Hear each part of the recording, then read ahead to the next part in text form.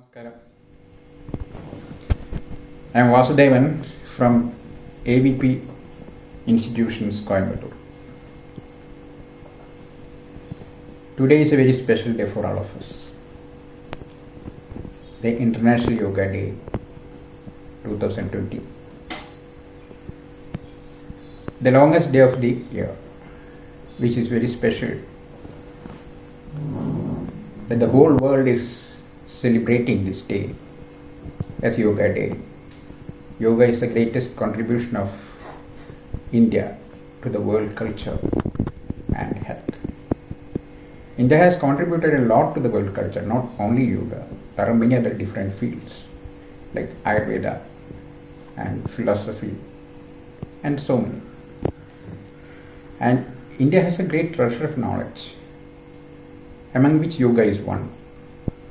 It comprises of the 64 Kalavidyas and 4 Shastras, 6 Darshanas and 18 Mahavidyas and so many.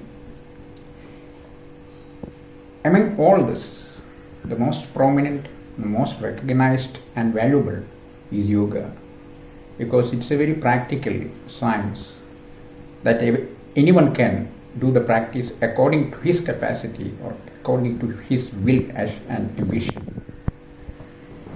In that way, it has become very popular, and it is a best viable alternative in the health process. Today, a lot of people are evincing interest from all parts of the world to study yoga, to practice yoga, and also getting benefited. See, yoga is, what is yoga? It's always a question being asked. There are many definitions for that in our scriptures. Each scripture explaining in a different way, depending upon the standards of the scripture and also the idea that the author is really wanted to convince. But in short, most people are coming for yoga practices for a good health and happiness. So in brief, you can say that yoga is the practice of health and happiness. But it can be used in many conditions according to your will and wish, that as a primary health practice. A lot of people evincing interest and drawn to yoga practices, practice of asana, pranayama, mudra. These practices making the body healthy and supple, and that is the primary aim for majority of people coming to yoga.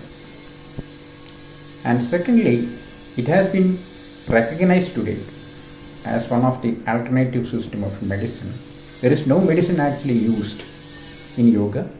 Yoga is only practices. It's kind of exercise. It's a kind of breathing. It's a kind of relaxation, and there are so many other practices. All these practices help a lot in making the body fit.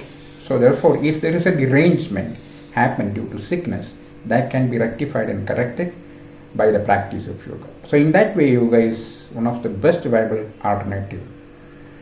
Then another thing that a lot of people, a lot of sufferings today in the society, that people are very much worried about their life and things like that. So it's a definite answer for the pitfalls of life, sorrows and sufferings. If you practice for a long time, that you definitely know how much you improved and how much you transformed.